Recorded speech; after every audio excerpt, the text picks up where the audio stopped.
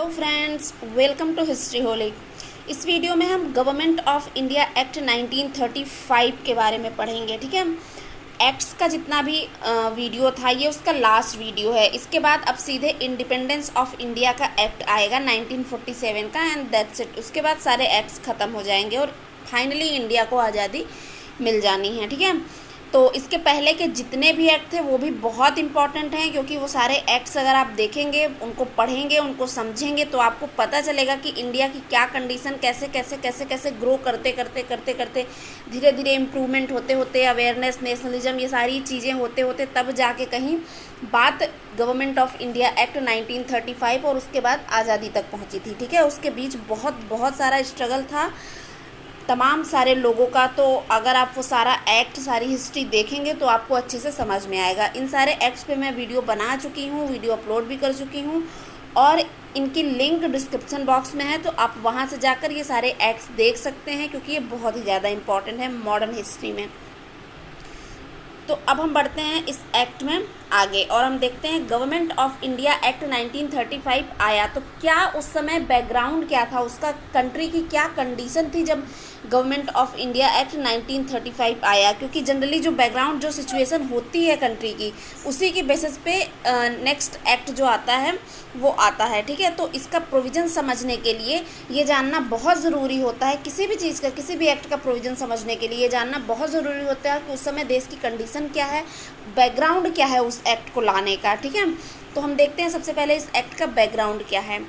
तो there was a growing demand for constitutional reforms in India by Indian leaders. जो Indian leaders थे, आप देखेंगे कांग्रेस का फाउंडेशन 1885 में हो चुका था और धीरे धीरे, हालांकि इन्होंने कांग्रेस का फाउंडेशन जो A.O. ह्यूम ने कराया था, ऐसा माना जाता है कि वो डफरिन के सोच की एक उपज थी कि हाँ ये लीडर्स इसी में बिजी रहेंगे और हमसे जो है उलझेंगे नहीं।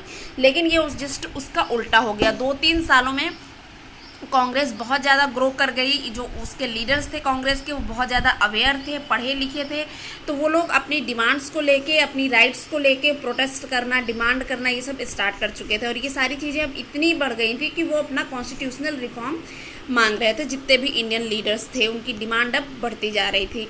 India's support to Britain in the First World War also added in British acknowledgement of the need for the administration of their own country। तो जब फर्स्ट वर्ल्ड वार हुई तो उसमें इंडिया का सपोर्ट था, यानी कि इंडिया की आर्मी ब्रिटेन की तरफ से वहाँ पे लड़ने के लिए भेज दी गई थी।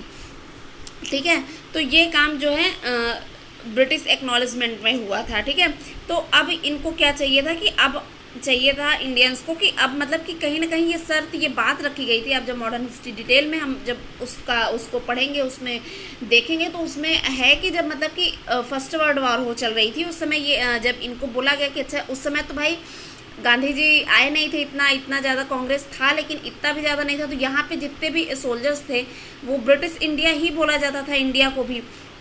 ठीक है, तो ये सारे सोल्जर्स ये इंडिया के सब ब्रिटेन की तरफ से, अपनी तरफ से लड़ाई में इन्होंने लगा दिए थे, जिससे कि काफ़ी सारा नुकसान हुआ था। लेकिन इन्होंने बदले में मतलब इनका ऐसा था कि हम आपको कुछ ना कुछ, मतलब कि आपकी कॉन्स्टिट्यूशनल रिफॉर्म करेंगे, ये सारी चीज़ें जो कि इन्होंने नहीं करी थी। एडमिनिस्ट्रेशन का जो इन्होंने बोला था वो भी इन्होंने नहीं फुलफिल किया था।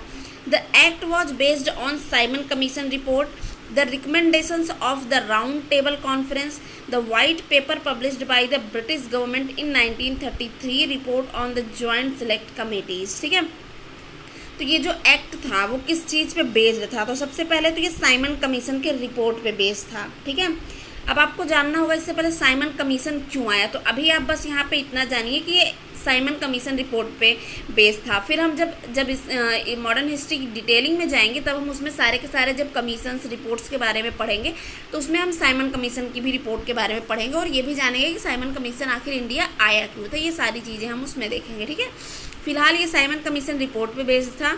और जो राउंड टेबल कॉन्फ्रेंस हुई थी, आपको पता होगा 3 राउंड टेबल कॉन्फ्रेंस हुई थी। ठीक है, तो जो राउंड टेबल कॉन्फ्रेंस की रिकमेंडेशंस थी उस पे बेस्ड था।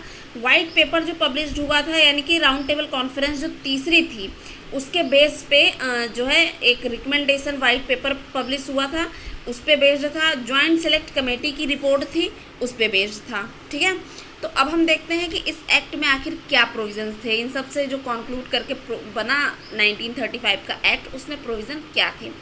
तो सबसे पहले था कि this act divided powers between the centre and provinces. इस एक्ट ने पहली बार सेंटर और प्रोविंस के पावर्स को डिवाइड कर दिया, ठीक है।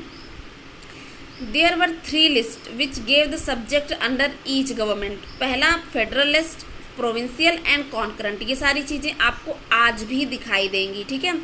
1935 को एक तरीके से पूरा का पूरा उठा के इंडियन कॉन्स्टिट्यूशन में मर्ज कर दिया गया है, ठीक है। यानी कि इसी का एक ब्रॉड रूप है आज के टाइम का हमारा इंडियन कॉन्स्टिट्यूशन। तो सबसे पहले 3 लिस्ट में सब्जेक्ट को, जितने भी गवर्नमेंट के अंडर थे सारे सब्जेक्ट को 3 लिस्ट में डिवाइड कर दिया गया। एक फेडरल लिस्ट जो कि सेंटर का होता था, प्रोविंशियल लिस्ट जो कि प्रोविंस का होता था, यानी कि राज्य किस किस सब्जेक्ट पे काम करेंगे, एंड थर्ड होता था कॉन्करेंट लिस्ट जिसमें सेंटर और स्टेट दोनों मिलके काम करते हैं, ठीक है। The viceroy was wasted with residual powers, ठीक है। और वायसराय के पास और भी ज़्यादा पावर्स आ गई थी, उसकी जो पावर्स थी वो बरकरार रखी गई थी उसी मतलब वीटो पावर्स के साथ। अब देखते हैं हम प्रोविंशियल ऑटोनॉमी, यानी कि प्रोविंस में किस तरह की ऑटोनॉमी थी, उनके पास क्या क्या पावर्स थी। The act gave more autonomy to provinces. आप देखेंगे 1919 के एक्ट से डायरकी इंट्रोड्यूस कर दी गई थी, ठीक है। सेंट्रल और प्रोविंस दो आ गए थे, ठीक है। तो उसमें भी प्रोविंशियल में एग्जीक्यूटिव, लेजिस्लेचर सारी चीज़ें डिवाइड थी। तो अब यहाँ पे प्रोविंशियल ऑटोनॉमी को और ज़्यादा प्रोविंसेस को पावर दे दी गई थी, ठीक है। और ज़्यादा उनका मतलब कि सेल्फ उनका गवर्नमेंट हो गया था और अपने प्रोविंस अपने राज्य में अच्छी तरीके से डिसीजंस ले सकते हैं, काम कर सकते हैं। तो उनका जो और ज़्यादा पावर प्रोविंसेस की बढ़ा दी गई थी। Dyarchy was abolished at the provincial level. Provincial level पे जो डायरकी थी उसको एबॉलिश कर दिया गया। The governor was the head of executive. जो गवर्नर होता था वो एग्जीक्यूटिव का हेड होता था, जैसे कि आप पहले भी देख चुके हैं। There was a council of ministers to advise him. और एक काउंसिल ऑफ मिनिस्टर होती थी उनको एडवाइस करने के लिए। The ministers was responsible to the provincial legislature who controlled them. The legislature could also remove the ministers. और जो मिनिस्टर होते थे वो रिस्पॉन्सिबल होते थे प्रोविंशियल जो लेजिस्लेचर होता था उसको कंट्रोल करने के लिए, ठीक है। और जो लेजिस्लेचर होता था वो मिनिस्टर्स को हटा भी सकता था अपने हिसाब से, ठीक है।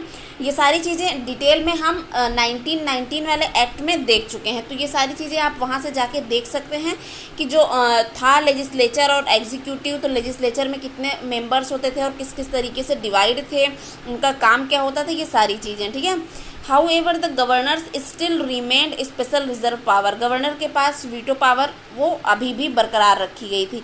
The British authorities could still suspend a provincial government. जो ब्रिटिश अथॉरिटी थी वो उसके पास इतना पावर था कि वो अभी भी मतलब कि कोई भी जो प्रोविंशियल गवर्नमेंट होती थी उसको सस्पेंड कर सकती थी।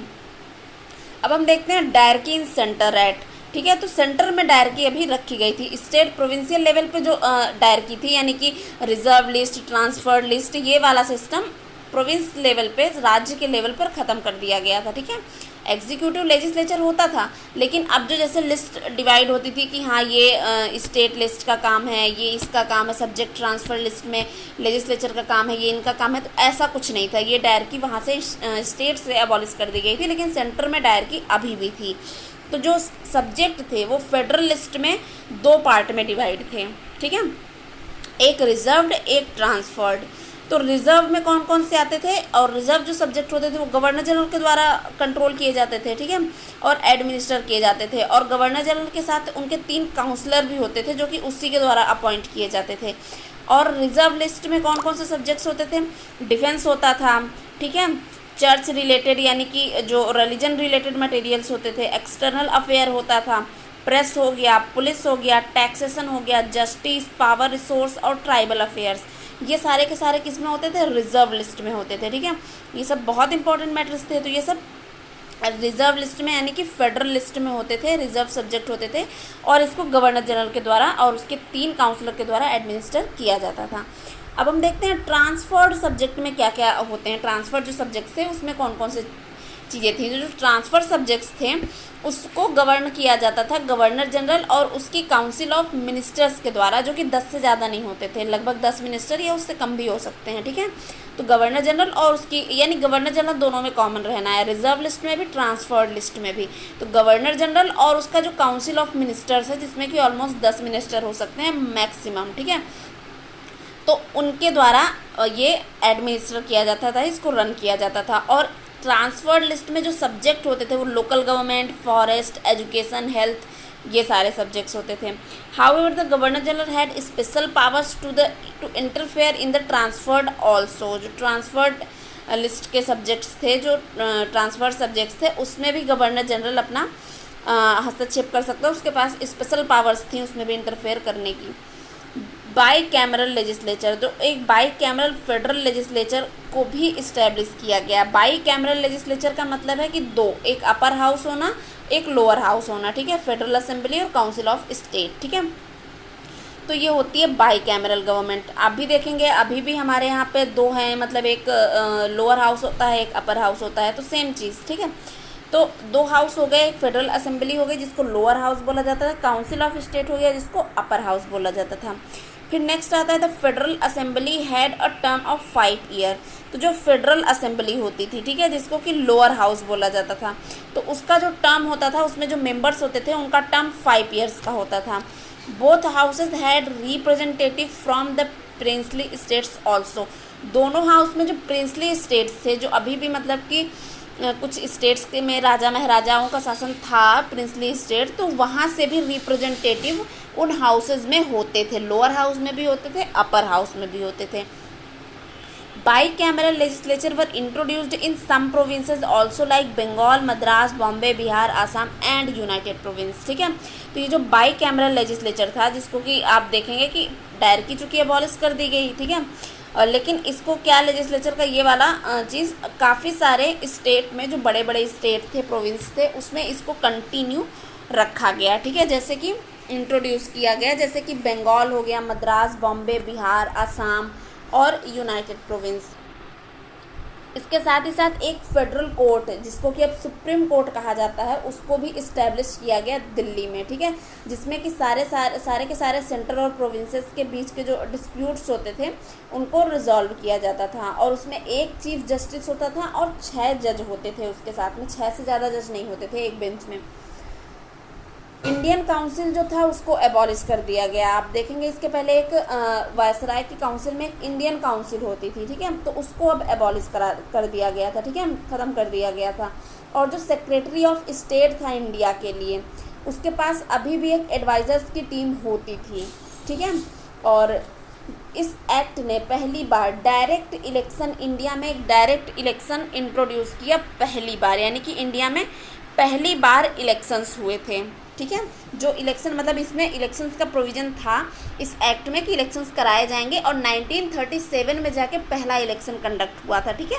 ऑब्वियस सी बात है, उसमें जीत किसकी होगी, सबसे ज़्यादा सीटों पे जीत मिली थी कांग्रेस को। ये सारी चीज़ें जब हम मॉडर्न हिस्ट्री डिटेल में पढ़ेंगे तब वहाँ पे देखेंगे।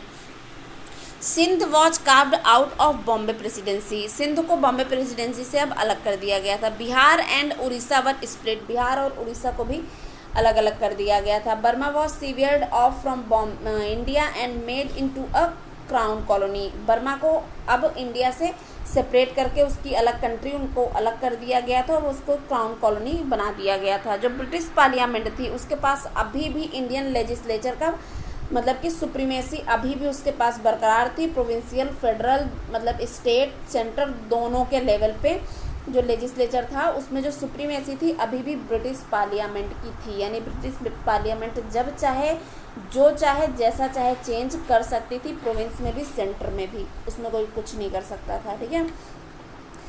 एक फेडरल रेलवे अथॉरिटी, यानी कि एक सेंटर का जो रेलवे अथॉरिटी था उसका सेटअप भी किया गया, जिसका कंट्रोल इंडियन रेलवेज के हाथ में होता था। और इस एक्ट ने पहली बार आरबीआई ऑफ इंडिया, ठीक है, आरबीआई का भी फाउंडेशन इसी एक्ट के द्वारा किया गया। यानी इस एक्ट ने प्रोवाइड किया, इस एक्ट के प्रोविजंस के द्वारा आरबीआई यानी कि रिजर्व बैंक ऑफ इंडिया का भी इस्टेब्लिशमेंट हुआ, ठीक है। और इस एक्ट ने जो आप देखेंगे कॉम्पिटिटिव एग्ज़ाम्स 1853 से स्टार्ट हुआ था वो यहाँ पे आके फाइनली ख़त्म होता है, जो कि आप देखेंगे अभी यहाँ पे 3 लेवल पे एग्ज़ाम्स होने लगे थे। एक federal service commission public service commission हो गया, प्रोविंशियल पब्लिक सर्विस कमीशन हो गया and joint public service commission हो गया, जो कि फेडरल अब आप देखेंगे कि यूपीएससी बन चुका है, यूनियन में चेंज हो गया है फेडरल। तो अब जो फेडरल पब्लिक सर्विस कमीशन था वो अब यूनियन पब्लिक सर्विस कमीशन बन चुका है। प्रोविंशियल जो था वो स्टेट का जितने भी पब्लिक सर्विस कमीशन थे वो होगा स्टेट पब्लिक सर्विस कमीशन, ठीक है।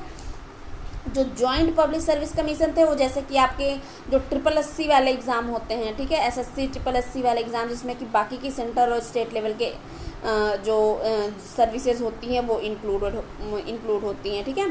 तो ये इस तरीके से एग्ज़ाम पैटर्न यानी एडमिनिस्ट्रेशन को इस तरीके से डिवाइड किया गया कि एडमिनिस्ट्रेटिव ऑफिसर्स और सिविल सर्वेंट्स को किस तरीके से सिलेक्ट किया जाएगा। एक जो सेपरेट कम्युनल इलेक्टोरेट का मुद्दा था जो कि 1909 से स्टार्ट हुआ था, वो बढ़ता ही जा रहा था क्योंकि कहीं ना कहीं ब्रिटिशर्स को ये था कि कांग्रेस धीरे धीरे बहुत ही ज़्यादा पावरफुल हो गई थी अब तक, ठीक है, बहुत ज़्यादा, और उनको कहीं ना कहीं किसी न किसी तरीके से कांग्रेस को दबाना था। वो ये नहीं चाहते थे कि कांग्रेस ऑल ओवर रूल करे, ठीक है, क्योंकि अगर कांग्रेस मतलब कि पूरे पे इंडिया ब्रिटिश इंडिया पे अगर छा जाती तो जाहिर सी बात है हर किसी के दिल में कांग्रेस अगर बस जाती, जैसे मुस्लिम सिख सब अगर कांग्रेस को सपोर्ट कर देते पूरी तरीके से, तो जाहिर सी बात है ब्रिटिशर्स को जल्द से जल्द ही जाना ही पड़ जाता। तो यही वो नहीं चाहते थे, वो इनको डिवाइड करके रखना चाहते थे इंडियंस को, इसीलिए उन्होंने इसी मकसद के साथ कम्युनल इलेक्टोरेट को इंट्रोड्यूस किया था 1909 में, सबसे पहले मुस्लिम्स को सेपरेट इलेक्टोरेट देके। उसके बाद 1919 में वो उन्होंने और उसको बढ़ा दिया, उसमें उन्होंने सिख को भी और SC ST सबके लिए सीटें रखना शुरू कर दिया। SC ST के लिए तो अभी नहीं, फ़िलहाल वो 1935 में आएगा। हालांकि उनका सेपरेट इलेक्टोरेट नहीं हो पाया था क्योंकि गांधी जी उस समय जो है उनका आ चुके थे गांधी जी, तो वो अपना स्ट्राइक कर दिए थे। तो उसके लिए आप पढ़ेंगे जब पूरी हिस्ट्री, जब हम उसका वीडियो आप देखेंगे, जब पूरी हिस्ट्री स्टार्ट करेंगे हम मॉडर्न हिस्ट्री, तो उसमें आपको देखेंगे जो पूना पैक्ट हुआ था वो इसी चीज़ को लेके हुआ था, क्योंकि भीमराव अंबेडकर जी का ये डिमांड था कि उनको भी अपने लिए SC STs के लिए एक सेपरेट इलेक्टोरेट चाहिए था, ठीक है। लेकिन गांधी जी इसके सीधे सीधे अगेंस्ट थे, क्योंकि ये तो मतलब सेपरेट इलेक्टोरेट देने का मतलब ये तो एकदम अलग ही कर देना, एक अलग उनकी मतलब फिर वो कम्युनिटीज़ मतलब एक बहुत डिवाइड हो जाती कंट्री। तो गांधी जी शुरू से ही इसके अगेंस्ट रहे थे। वो तो मुस्लिम्स के सेपरेट इलेक्टोरेट के भी अगेंस्ट थे, लेकिन उस समय तक वो इतना ज़्यादा रिकॉग्नाइज नहीं थे इंडिया में, वो थे भी नहीं इंडिया में, तो उस समय तो वो कुछ नहीं खास कर पाए। लेकिन इस समय वो थे जब जो है SC ST की सेपरेट इलेक्टोरेट की डिमांड उठी, तो उस समय उन्होंने पूना पैक्ट साइन हुआ फिर उन दोनों लोगों के बीच में, गांधी जी और अंबेडकर जी के बीच में। और उस एक्ट में यही हुआ कि जो हिंदुओं की सीट होती थी उसी के अंडर में जो SC ST होते थे उनकी रिज़र्व सीट रखी गई, उनको रिज़र्व सीट दिया गया, ना कि सेपरेट इलेक्टोरेट दिया गया, ठीक है। तो ये सारी चीज़ें जब हम डिटेल में हिस्ट्री पढ़ेंगे तो हम वहाँ पे देखेंगे। तो फिलहाल तो उन्होंने जो है इंडिया को डिवाइड करने के लिए, ठीक है, उन्होंने कम्युनल इलेक्टोरेट रिप्रेजेंट किया था, इंट्रोड्यूस किया था, और उसको वो उसी तरीके से कंटिन्यू करना चाहते थे, क्योंकि वो नहीं चाहते थे कि कांग्रेस पार्टी सब पूरे इंडिया पे छाए और उनका किसी भी तरीके से उनके ऊपर कोई, उनके रूल, उनके शासन के ऊपर किसी भी तरीके का कोई खतरा मंडराए, बस वो उसको कम करना चाहते थे, ठीक है। तो इस वीडियो में इतने ही, और फाइनली ये एक्ट अब ख़त्म हो चुका है, एक्ट का जो सेशन था वो ख़त्म हो चुका है। अब हम नेक्स्ट वीडियो में कुछ नई चीज़ें, कुछ इंटरेस्टिंग टॉपिक्स कवर करेंगे, पढ़ेंगे। तो आप अभी तक जिन लोगों ने वीडियो को चैनल को सब्सक्राइब नहीं किया है, प्लीज़ चैनल को सब्सक्राइब कर दें, वीडियो को लाइक कर दें एंड ज़्यादा से ज़्यादा शेयर करें। Thank you.